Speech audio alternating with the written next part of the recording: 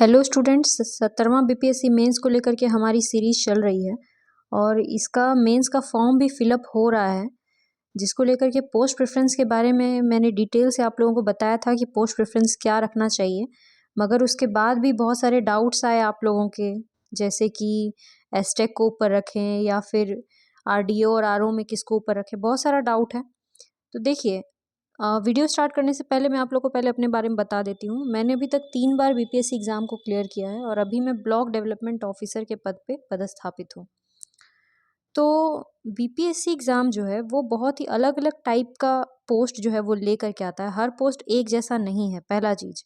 दूसरा चीज़ है कि हर व्यक्ति भी सेम नहीं होता है, ठीक है। कुछ सभी लोगों को अपनी तासीर को समझना होगा। तासीर का मतलब जैसे आप लोग सुने होंगे कि गोलकी वगैरह जो होता है वो गर्म होता है, उसी तरह से तरबूजा जो होता है वो ठंडा होता है, शरीर में ठंडक करता है। तो उसी प्रकार से कुछ ऐसे लोग होते हैं जो शांति प्रिय होते हैं, जिनको बहुत ज़्यादा टेंशन होता है अगर कोई जो है थोड़ा सा भी दिक्कत हो जाता है या फिर बहुत ज़्यादा काम अगर करवाया जाता है तो उनको टेंशन होता है।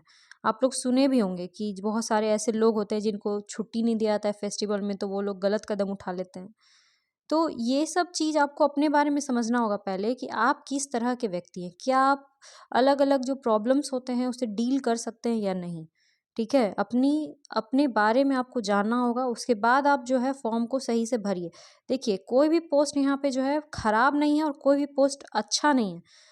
आप जिस भी पोस्ट पे जाएंगे आपको लगेगा कि मैंने बेकार ये भर दिया है, मुझे दूसरा वाला पोस्ट भरना चाहिए था, ठीक है। बीडीओ मैं हूँ, लेकिन मुझे भी मतलब जो मैंने आपको बताया कि मैंने 3 बार एग्ज़ाम दिया, 3 बार बीपीएससी एग्ज़ाम को क्लियर किया है, तो बीडीओ तो मैं हूँ, लेकिन दूसरा पोस्ट भी मैंने ऑक्यूपाई एक पोस्ट किया हुआ है, ठीक है। तो इसका ये मतलब है कि आप जो है कभी भी संतुष्ट नहीं हो सकते हैं। तो देख लेते हैं आपके क्या प्रश्न है, उसका जवाब देते हैं, तो आप लोग समझेंगे कि आप लोग को क्या भरना चाहिए। जो फॉर्म फिलअप का डेट है वो भी नज़दीक आ रहा है, लास्ट डेट, तो बहुत लास्ट मत कीजिएगा, मगर आप लोग सोच समझ के एक ही बार में सही डिसीजन लेकर के पोस्ट प्रेफरेंस वगैरह को भरिए। चलिए देखते हैं, जैसे इन्होंने क्वेश्चन किया है कि कौन कौन सा पोस्ट, मैडम कौन कौन सा पोस्ट जिसमें साप्ताहिक छुट्टी हो, ठीक है। मतलब साप्ताहिक आपको जो है वो छुट्टी मिले, ड्यूटी ना लगे और पटना में पोस्टिंग की ज़्यादा संभावना। एक ही क्वेश्चन में सब पूछ रहे हैं। तो देखिए, साप्ताहिक छुट्टी हो, अगर आप पुलिस वाला कोई पोस्ट लेंगे, होमगार्ड वाला, डीएसपी वाला, ये सब, उसमें आपको छुट्टी नहीं मिलेगा, ठीक है, पुलिस वाला। और प्रशासन में भी अगर आप एसडीसी लेंगे, जो वरीय उप समाहर्ता है, या फिर आप लेते हैं बीडीओ यानी कि आरडीओ, सीओ यानी कि आरओ, ठीक है, ये सब पोस्ट में आपको छुट्टी नहीं है। बीपीआरओ में भी छुट्टी मिल जाती है और कहीं कहीं नहीं भी मिलती है, तो ये भी इस पोस्ट में भी छुट्टी नहीं है, ठीक है। अगर आपको साप्ताहिक छुट्टी वाला पोस्ट चाहिए तो आपके लिए बहुत बेस्ट होगा एसटेक। जैसे यहाँ पे इन्होंने लिखा भी है कि एक तो एसीएसटी, वही state tax, assistant commissioner state tax, ये बेस्ट जॉब है जिनको आराम करना है, मतलब 10 से 5 की नौकरी करेंगे आराम से, साप्ताहिक छुट्टी मनाएंगे, पर्व त्योहार में भी छुट्टी मनाएंगे, लॉ एंड ऑर्डर भी किसी तरह का रहेगा तो ड्यूटी नहीं लगेगा, कोई एग्ज़ाम ड्यूटी नहीं लगेगा। ये बहुत ही अच्छा पोस्ट है। इसके बाद है आपको सब रजिस्ट्रार वगैरह में भी ड्यूटी नहीं लगाया जाता, एक्स्ट्रा ड्यूटी नहीं लगता। आपका जो अपना जो काम है आपका मंडे टू सैटरडे, बस वो काम आप करेंगे। इसके बाद और भी जो हमारे पोस्ट हैं, जैसे कि प्रोबेशन ऑफिसर का पोस्ट है, इसमें भी आपको साप्ताहिक छुट्टी हो जाता है। ब्लॉक लेवल पे आरओ और आरडीओ, ये दोनों को छोड़ के बाकी जो सब पोस्ट है ना, जैसे सप्लाई इंस्पेक्टर हो गया, या फिर एलईओ है, बीएमडब्ल्यू है, बीडब्ल्यूओ है, कल्याण पदाधिकारी, अल्पसंख्यक कल्याण पदाधिकारी, ये सारा पोस्ट, श्रम अधीक्षक, ठीक है, ये सारा पोस्ट ऐसा ही है जहाँ पे आप साप्ताहिक भी छुट्टी मनाएंगे, हो सकता है सप्ताह में भी 3-4 दिन छुट्टी मनाएं।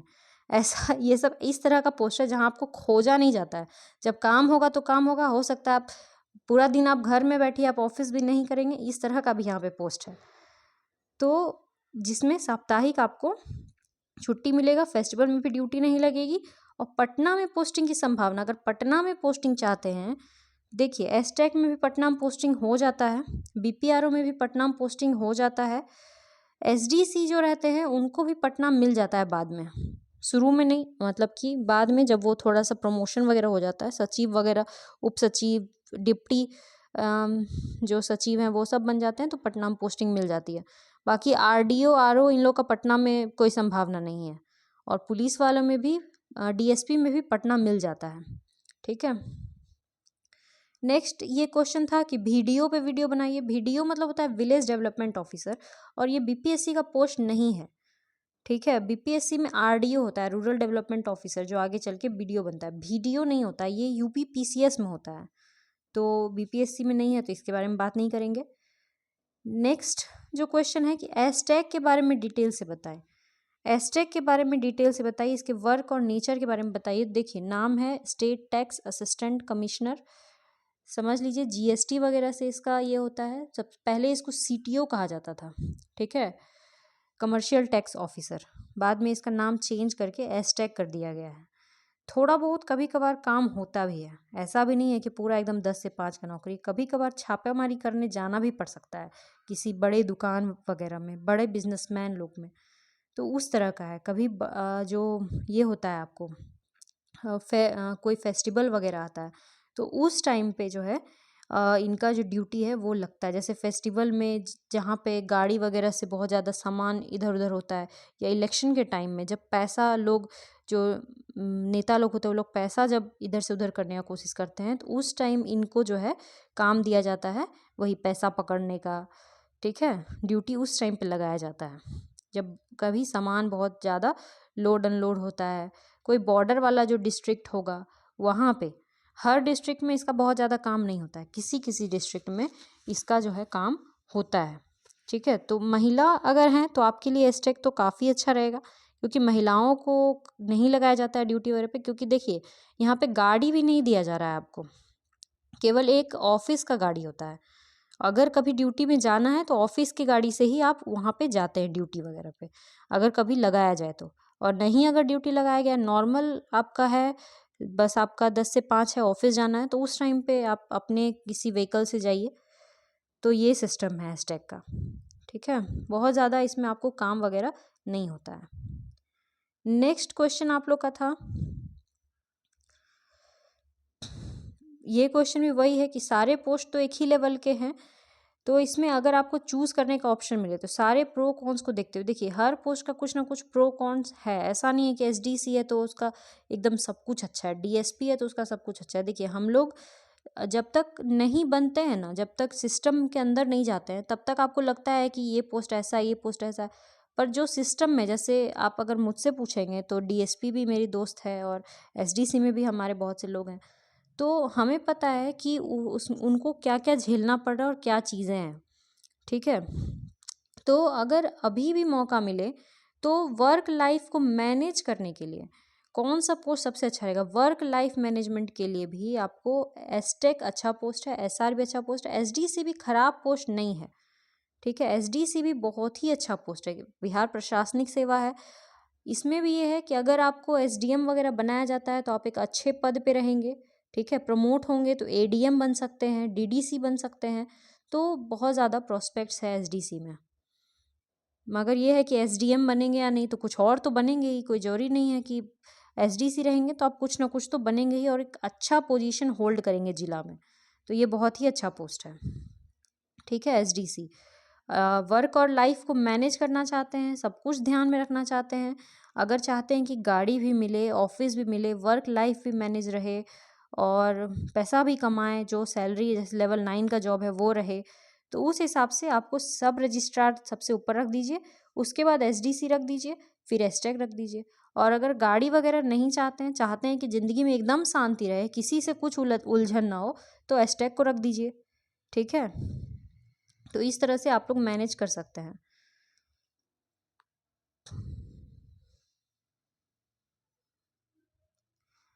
ठीक है। नेक्स्ट क्वेश्चन हम लोग देखते हैं कि क्या है कि ma'am I can't edit pre form like matric issue date in mains form. तो मेंस के फॉर्म में ये सब तो एडिट करने का ऑप्शन आपको दे ही नहीं रहा है, तो आप एडिट नहीं कर सकते हैं।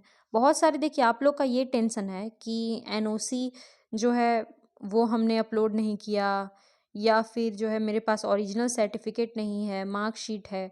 तो आपको हम अपने बारे में जैसे बताते हैं कि जब हमने मेंस 65th का एग्ज़ाम दिया था, ठीक है, तो उस टाइम भी यही सब लिखा हुआ था कि प्रीलिम्स के जो लास्ट डेट है, प्रीलिम्स का फॉर्म भरने का, वो उस समय तक का आपका सारा सर्टिफिकेट चाहिए, ये सब चाहिए। हर बार नोटिफिकेशन में यही होता है, ठीक है, उस टाइम भी यही लिखा हुआ था। मगर मेरे पास उस समय ओरिजिनल मेरा जो सर्टिफिकेट है ग्रेजुएशन का वो नहीं था, प्लस मेरे पास ओबीसी एनसीएल सर्टिफिकेट भी नहीं था, ठीक है। जब मैंने अप्लाई किया था तो मैंने ओबीसी का सर्टिफिकेट ही उसमें लगा दिया था, क्योंकि एनसीएल मेरे पास नहीं था और मुझे फॉर्म भरते टाइम पता भी नहीं था ये सब चीज़। लेकिन बाद में क्या हुआ कि जब इंटरव्यू आया, ठीक है, तो इंटरव्यू के टाइम में क्या होता है कि आपका डॉक्यूमेंट देखा जाता है। तो उस टाइम पे मैंने अपना ओबीसी एनसीएल बना करके मैं ले गई थी। जस्ट इंटरव्यू से 10 दिन पहले अपना ओबीसी एनसीएल बनाया था और अपना जो है जातीय निवासी वो भी नया बनवाया था। अपना ओरिजिनल सर्टिफिकेट भी अपने जो मेरा जो यूनिवर्सिटी है वहाँ से मैं लेकर के आई थी, ठीक है। तो उस समय जब वहाँ पे डॉक्यूमेंट वेरिफिकेशन हुआ तो वहाँ पे ये सब नहीं देखा था कि 4 तारीख से पहले इशू क्यों नहीं हुआ, बाद में क्यों इशू हुआ है, प्रीलिम्स के पहले क्यों नहीं इशू हुआ। ये सब आपको दिक्कत नहीं होगा। आप लोग इतना ज़्यादा टेंशन मत लीजिए, अपने एग्ज़ाम पे फोकस कीजिए, ठीक है। बस कोशिश ये कीजिए कि आप गलत फॉर्म मत भरिए, ठीक है। गलती कभी कभार हो जाता है, बाई मिस्टेक हो गया, पर अपने से बहुत ध्यान से फॉर्म भरना, बहुत हड़बड़ी मत भरिए और एकदम लास्ट डेट आने का भी वेट मत कीजिएगा। बीच में 11-12 तारीख तक आप फिक्स हो जाइए कि आपको क्या पोस्ट प्रेफरेंस वगैरह रखना है, ठीक है। और तब आप फॉर्म भरिए। बहुत ज़्यादा टेंशन में मत रहिए कि मुझसे ये हो गया या वो हो गया, एनओसी अपलोड नहीं कर पाए, कोई बात नहीं है। अगर अभी ऑप्शन दे रहा है अपलोड करने का तो अपलोड कर दीजिए एनओसी को, ठीक है। अगर ऑप्शन नहीं दे रहा है, अगर कुछ भी नहीं हो सक रहा, आप मेल कर दीजिए फिलहाल बीपीएससी को। जब डॉक्यूमेंट वेरिफिकेशन होगा तो आप ले करके वहाँ अपना एनओसी जाइएगा। तो ये सब चीज़ आपको जो है समझना पड़ेगा। बहुत ज़्यादा कुछ भी हार्ड एंड फास्ट जो है वो नहीं है। नेक्स्ट यहाँ पे है कि डीवाईएसपी के लिए फीमेल कैंडिडेट की हाइट कितनी होनी चाहिए। तो ये फीमेल कैंडिडेट के लिए 160 सेंटीमीटर होता है और मेल कैंडिडेट के लिए 165 सेंटीमीटर होता है।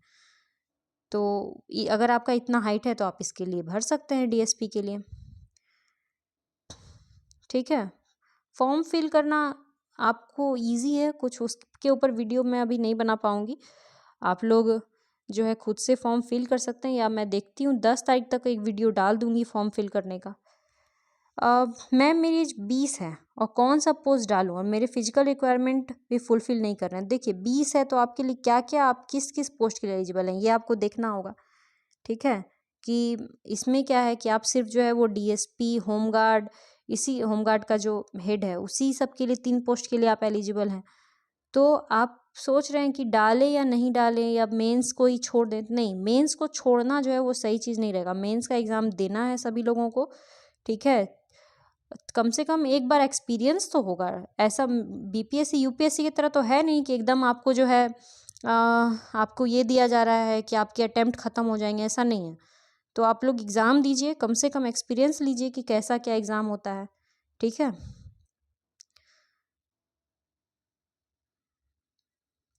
नेक्स्ट देखते हैं। तो नेक्स्ट यही क्वेश्चन है कि which post have most chances for posting in Patna. Patna में पोस्टिंग के लिए कौन सा पोस्ट में सबसे ज़्यादा चांस होता है। तो डिपेंड करता है कि पटना में आप कब पोस्टिंग चाहते हैं, पहले स्टार्टिंग में चाहते हैं कि बाद में चाहते हैं। मगर फिर भी कुछ पोस्ट है, जैसे एसटेक है, आसानी से पटना में पोस्टिंग हो जाएगा। एसडीसी में भी पोस्टिंग आसानी से पटना में होता है, ठीक है। बीपीआरओ में भी पोस्टिंग पटना में होता है। बीडब्ल्यूओ में भी पोस्टिंग पटना में होता है। बीडब्ल्यूओ और बीएमडब्ल्यूओ इसमें भी पोस्टिंग पटना में मिल जाता है। तो ये सब पोस्ट जो है इसको आप लोग फिल कर सकते हैं अगर पटना में पोस्टिंग चाहिए तो। नेक्स्ट क्वेश्चन है ईबीसीएनसीएल, वही मतलब कि ईबीसीएनसीएल का क्या इशू है वो आप लोग को पहले बता दिए कि जो है वो भरिए। अगर आप लोग बनवा सकते हैं तो बनवा के भरिए, नहीं बनवा सकते हैं तो जो है वो भरिए और एग्ज़ाम पे फोकस कीजिए। एनओसी वगैरह के बारे में बता दिए हैं कि डिपार्टमेंट नहीं प्रोवाइड कर रहा है तो क्या करना है। My department do not provide NOC during probation, kindly suggest what are the option. तो आप अभी प्रोबेशन में और एनओसी दे ही नहीं रहा है, तो आप जो उसको मांग कर रहे हैं एनओसी का वो ही आपको अप्लाई कर देना है, वही लगा देना है अपना, कि जिस आवेदन पत्र से आप एनओसी मांगे हैं उसी को लगा दीजिए आराम से। और कोशिश कीजिएगा कि जब तक इंटरव्यू होगा आपका तब तक आपके पास सारा कागज़ जो है वो उपलब्ध हो जाना चाहिए। इंटरव्यू में आप जो है सारा कागज़ ले करके जाइएगा, क्योंकि वहाँ पे फिर ऑप्शन नहीं होता है। वो लोग कहता है कि 1 सप्ताह का समय देते हैं, मगर वो जो है कुछ काम नहीं देता है वहाँ पे। बहुत बार ऐसा मैं हुआ है कि बच्चों का जो है रिज़ल्ट पेंडिंग कर दिया जाता है इस कारण से। ठीक है। नेक्स्ट है होम पोस्टिंग। क्या आरडीओ में होम पोस्टिंग होती है? तो होम डिस्ट्रिक्ट में, ये जो पूछ रहा है कि आरडीओ में होम पोस्टिंग, होम डिस्ट्रिक्ट में पोस्टिंग नहीं होता है। ना आरडीओ में होता है, कोई भी पोस्ट में नहीं होता है। आप जिस जिला के हैं, अगर आप मान लीजिए कि पटना ही जिला का रहने वाले हैं, तो आपको पटना कभी नहीं मिलेगा। ठीक है, मुख्यालय मिल सकता है मगर पटना का कोई ब्लॉक वगैरह ये सब नहीं मिलेगा। उसी तरह से अगर आप जो है किसी दूसरा कहीं का भी रहने वाले हैं, वो जिला आपके लिए नहीं है, वो जिला आपको नहीं मिलेगा।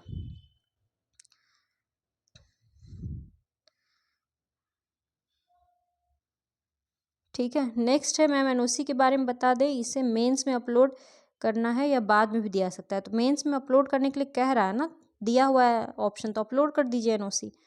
और अगर नहीं है तो कम से कम आवेदन जो आप किए हैं वो अपलोड कर दीजिए और बाद में एनओसी का जुगाड़ कर लीजिए, इंटरव्यू के टाइम में लेके जाइएगा।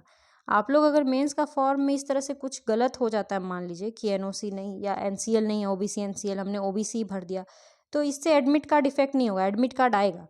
ठीक है, एग्ज़ाम तो आपको देने मिलेगा, उसके बाद आपका रिजल्ट आएगा, इंटरव्यू में आप जाएंगे, फिर डॉक्यूमेंट वेरिफिकेशन होगा, तो वहाँ सही डॉक्यूमेंट लेके आप जाइएगा, ये ऑप्शन मिलता है। ठीक है।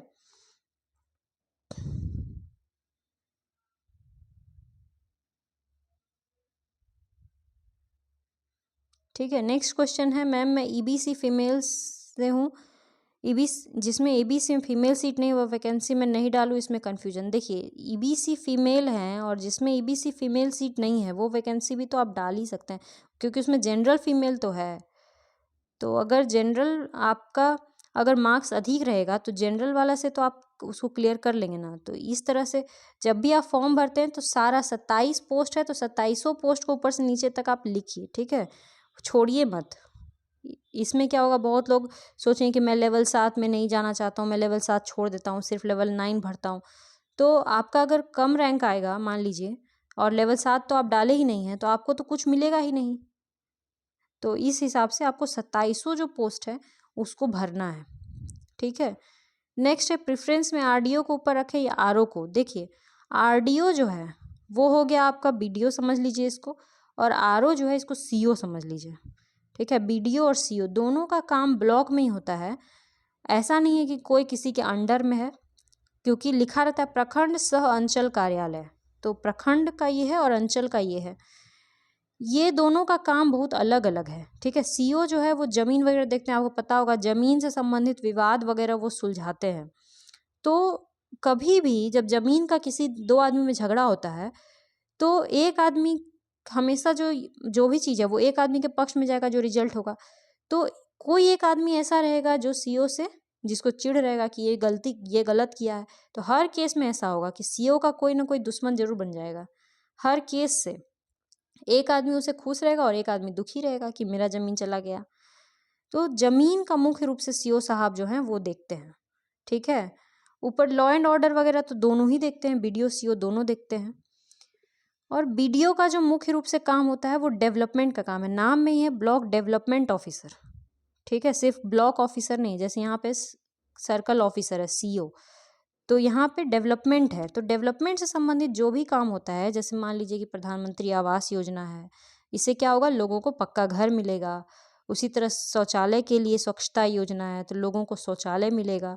या फिर रोड वगैरह बनवाना है गांव वगैरह में, ठीक है, रोड बनाना है, नाला बनाना है, शौचालय बनाना है, स्कूल सब में स्कूल का बिल्डिंग बनाना है, गेट बनाना है, बाउंड्री बनाना है, जो भी किसी गांव को अच्छा करने के लिए, पंचायत को अच्छा करने के लिए, तो वो होता है ब्लॉक डेवलपमेंट ऑफिसर का काम।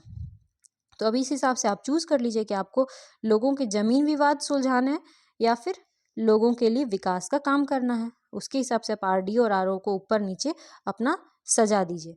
बाकी दोनों का भौकाली सेम ही होता है। ठीक है, बीडीओ का भी और सीओ का भी, भौकाली में कोई डिफरेंस नहीं है। ठीक है, और जैसा एक एक जो है वो लिखे भी थे कि भौकाली के साथ क्या आएगा, responsibility, with great power comes great responsibility. ये चीज़ याद रखना होगा आपको। पावर मिलेगा तो ही रिस्पॉन्सिबिलिटी मिलेगा। आप कहिएगा बिना गाड़ी के तो पावर दिखेगा नहीं, इसलिए जिसको बहुत रिस्पॉन्सिबिलिटी होता है, ज़्यादा काम है, उसी को गाड़ी वगैरह दिया जाता है, उसी को स्टाफ दिया जाता है। एक बीडीओ के पास बहुत ज़्यादा स्टाफ होता है, ठीक है, बीडीओ सीओ ये लोग के पास। नेक्स्ट है कि ग्रेजुएशन 2025 में फाइनल हो जाएगा। 71वां फॉर्म फिल कर पाएंगे। 71वां फॉर्म जब आएगा तो उसमें बताएंगे कि फिल कर पाएंगे कि नहीं, ठीक है। ऐसे बीपीएससी जो है वो अपीयरिंग पे नहीं होता है। जब तक पूरा रिजल्ट नहीं आ जाता है ग्रेजुएशन का, तब तक बीपीएससी नहीं भर सकता है। नेक्स्ट है करेक्शन विंडो आएगा या नहीं। करेक्शन विंडो तो दिया जाता है फॉर्म भरने के बाद कि 7 दिन का या 2 दिन का 4 दिन करेक्शन विंडो होता है। अभी तक इसके बीपीएससी के बारे में कुछ बताया नहीं है, ठीक है। लेकिन पोस्ट प्रेफरेंस के लिए आपको जो है एक ऑप्शन हो सकता है कि इंटरव्यू के टाइम में देगा, क्योंकि हम लोग जब इंटरव्यू का फॉर्म भरते थे तो उस टाइम हम लोग अपने से लिख करके ले जाते थे, तो आपको दिया जा सकता है उस टाइम पे। ऐसा कहीं भी नहीं लिखा हुआ है आपके एडवर्टीजमेंट में करेक्शन विंडो नहीं दिया जाएगा या फिर यही अंतिम पोस्ट प्रेफरेंस है। तो बाद में पोस्ट प्रेफरेंस के लिए समय दिया जा सकता है। फिर भी आप लोग जो है थोड़ा ठहर के, थोड़ा समझ के सही तरीके से फॉर्म को भरिएगा, ठीक है। और ये जो क्वेश्चन है कि एनओसी का डेट 4 नवंबर 2024 मेंशन, इस सभी चीज़ का डेट यही मेंशन है कि आपका ओबीसी जो है वो भी 4 नवंबर से पहले का होना चाहिए, आपका मार्कशीट भी पहले का होना चाहिए, आपका जो है एनओसी भी पहले का होना चाहिए। पर यहाँ पे वही मैंने बताया कि मेरे साथ भी यही समस्या हुआ था और वो कैसे सॉल्व हुआ था। तो आप लोग इसको ध्यान में रखिए, पढ़ाई पे फोकस ज़्यादा करना है और फिलहाल फॉर्म सही तरीके से बस भर देना है, ठीक है। नेक्स्ट, बीपार्ट ट्रेनिंग जब जाते हैं तो क्या सैलरी मिलता है। देखिए सैलरी जो है वो लेवल 9 का जो सैलरी होता है 53,100 रुपया से बेसिक से शुरू होता है, जाता है ज़्यादा हो जाता है।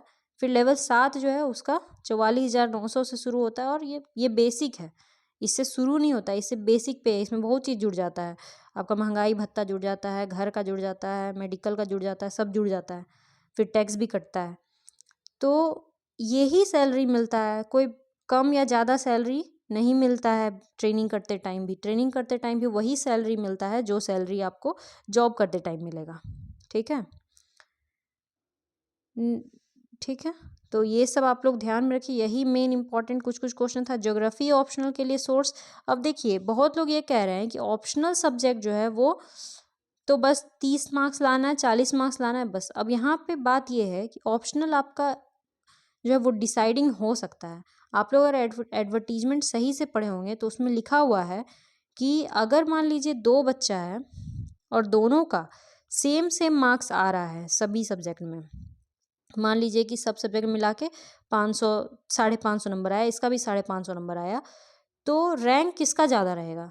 रैंक उसका ज़्यादा रहेगा जिसका ऑप्शनल में ज़्यादा नंबर आया। मान लीजिए इसका ऑप्शनल में 50 नंबर आया है और इसका ऑप्शनल में 60 नंबर आया है, तो ये बच्चा हो जाएगा रैंक 1 और ये बच्चा हो जाएगा रैंक 2, ठीक है। मतलब ऑप्शनल सब्जेक्ट जो है वो यहाँ पे डिसाइड करेगा जब आपके GS 1 2 ऐसे इसके मार्क्स जो है वो कोलाइड करेंगे तब। तो ऐसा तो हो सकता है ना, कॉम्पिटिटिव एग्जाम में बहुत सारे बच्चे होते हैं जिनका सेम नंबर आता है, ठीक है। तो जब सेम मार्क्स आएगा तो आपका ऑप्शनल डिसाइडिंग होगा, तो ऑप्शनल में भी अच्छा नंबर होना बहुत ही ज़्यादा ज़रूरी है। तो उसके लिए क्या करना होगा, तो देखिए ज्योग्राफी ऑप्शनल अगर आप लोग चूज़ करेंगे और आप लोग अगर चाहेंगे तो आप लोग कमेंट में ये बताइएगा कि आप लोग को ज्योग्राफी ऑप्शनल का चाहिए नोट्स वगैरह, तो हम आपको ज्योग्राफी ऑप्शनल करवा देंगे, ठीक है। इतना करवा देंगे जितना बीपीएससी के लिए ज़रूरी है और बीपीएससी में अच्छा मार्क्स आप ला पाएंगे। तो अगर आपको ऐसा ज़रूरी होगा तो कमेंट में बताइएगा, ठीक है। नेक्स्ट हम लोग देखते हैं और क्या सवाल था। ये सब वही सवाल है कि एनओसी लास्ट डेट के पहले का आप लोग को क्लियर करके बता दिए हैं, ठीक है। एम्प्लॉयमेंट डिटेल एनओसी वगैरह के लिए क्या करेंगे। यूपीएससी रिलेटेड पोस्ट प्रेफरेंस के लिए बता दिए हैं कि यूपीएससी का रिलेटेड अगर पोस्ट प्रेफरेंस आपको बनाना है तो आप जो इजी है जैसे एसटेक हो गया, प्रोबेशन ऑफिसर हो गया, ठीक है, सहायक निदेशक हो गया, सहकारी समिति, गन्ना पदाधिकारी, अल्पसंख्यक कल्याण पदाधिकारी, ये सब को ऊपर रखिएगा, ठीक है। श्रम अधीक्षक, श्रम प्रवर्तन पदाधिकारी, ये सब आप लोग ऊपर रखिएगा अगर आप लोग को तैयारी करना है यूपीएससी का। क्योंकि अगर आप भौकाली वाला पोस्ट सब ले लीजिएगा तो आप यूपीएससी का तैयारी नहीं कर पाइएगा। आपका पूरा दिमाग जो है वो बस काम में और लॉ एंड ऑर्डर वगैरह में ही रह जाएगा। तो अगर आपको सही में तैयारी करना है तो आप ये सब पोस्ट पे आप भर सकते हैं। ठीक है।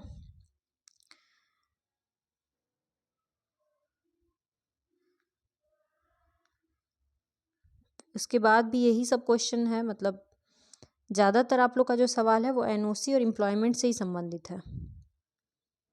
नेक्स्ट है कि फॉर्म भर के ऑफलाइन भेजना है। ऑफलाइन पहले जाता था, अब ऑफलाइन नहीं भेजना है, अब सिर्फ ऑनलाइन फॉर्म भर देना है। ठीक है। डॉक्यूमेंट का साइज 100 KB से कम रखिएगा। बहुत लोग डॉक्यूमेंट अपलोड नहीं कर पा रहे हैं। 100 KB से कम रखिएगा तो अपलोड हो जाएगा। और जो मार्कशीट लगता है ग्रेजुएशन का, वो मूल मार्कशीट नहीं लगता है। मार्कशीट क्या लगता है? सर्टिफिकेट लगता है, डिग्री। ठीक है। वो भी प्रोविजनल नहीं, ओरिजिनल, मूल प्रमाण पत्र। तो मूल प्रमाण पत्र जो है वो आप लोग जुगाड़ कर लीजिए। मेरे साथ बहुत बड़ा समस्या हुआ था मूल प्रमाण पत्र के टाइम, तो आप लोग उसको यूनिवर्सिटी से बनवा लीजिए टाइम पर। ठीक है। और प्रेफरेंस लिस्ट जो है वो सही से बनाइए, क्योंकि मॉडिफिकेशन करने के लिए दे भी सकता है, नहीं भी दे सकता है, क्लियर नहीं है, इसलिए सही से बनाइए। हड़बड़ी में अपना फॉर्म मत भरिएगा आप लोग। और ये जो क्वेश्चन आप कर रहे हैं वीडियो के प्रोफाइल के बारे में बताइए, तो वीडियो के प्रोफाइल के बारे में डिटेल से जो है वो एक वीडियो अलग से बना देंगे। ठीक है। क्या रोल और रिस्पॉन्सिबिलिटीज होता है वीडियो का। और भी जिस पोस्ट का आप चाहिएगा वो पोस्ट का बना दिया जाएगा। बाकी आप लोग सही से एग्ज़ाम का तैयारी कीजिए और फॉर्म भरिएगा शांति से। और अगर ऑप्शनल ज्योग्राफी का चाहिए तो उसके बारे में बताइएगा। तब तक के लिए आप लोग तैयारी करते रहिए। All the best for exam. Thank you.